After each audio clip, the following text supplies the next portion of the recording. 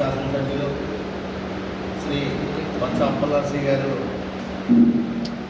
తెలుగుదేశం కూటమి ప్రభుత్వం పైన, అదేవిధంగా స్థానిక శాసనసభ్యులు మంత్రివర్యులు శ్రీ కొండపల్లి శ్రీనివాస్ గారు అభివృద్ధి చేసిన కార్యక్రమాలపైన వ్యంగ్యంగా మాట్లాడారు. ముందు మీరు నిజాలు తెలుసుకోవాలి. గతంలో మీ ప్రభుత్వం ఉండేటప్పుడు మీ వదిలి గారు మీరు బ్రిడ్జి కోసం ఎన్నో బాధలు పడ్డాం, మేమే బ్రిడ్జి డెవలప్మెంట్ చేసామన్నారు. మీకు నిజం తెలియాలి, 2024 ఎలక్షన్స్ వచ్చేసరికి మానాపురం దాటాలంటే ఎంత దూరం నుంచి వ్యక్తులైనా సుమారుగా గేట్ అవతల నుంచి రావడానికి సుమారు గంట టైం పెట్టేది.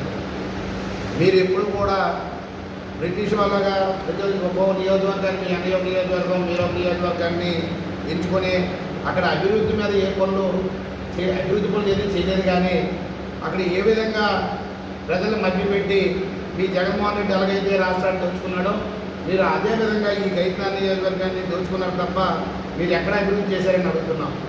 ఏ గ్రామంలో కానీ 141 పంచాయతీలు ఉన్నటువంటి గైత్నార్ నియోజకవర్గంలో ఒక గ్రామంలోనే మీరు సిమెంట్ కాలువలు కానీ, డ్రైనేజీలు కానీ, మంచినీటి సమస్యలు కానీ తీర్చారని మేము అడుగుతున్నాం.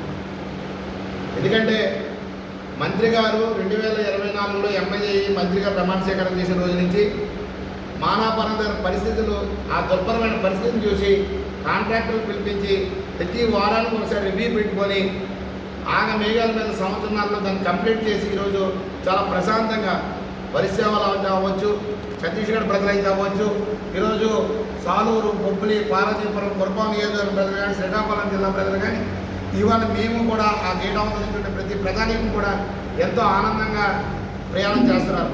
దానికి ప్రతి ఒక్కరు కూడా మంత్రి గారికి కృతజ్ఞతలు కూడా తెలియజేశారు.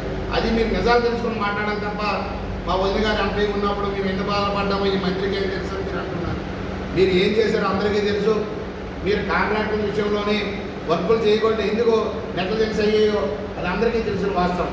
ఎందుకంటే మీరు కాంట్రాక్ట్లో వర్క్ చేయడానికి వస్తే మమ్మల్ని చూసి భయపడిపోయే రోజులు. ఈరోజు మా మంత్రి గారు అలాంటి ఆలోచనలు ఏం లేవు. అభివృద్ధిపై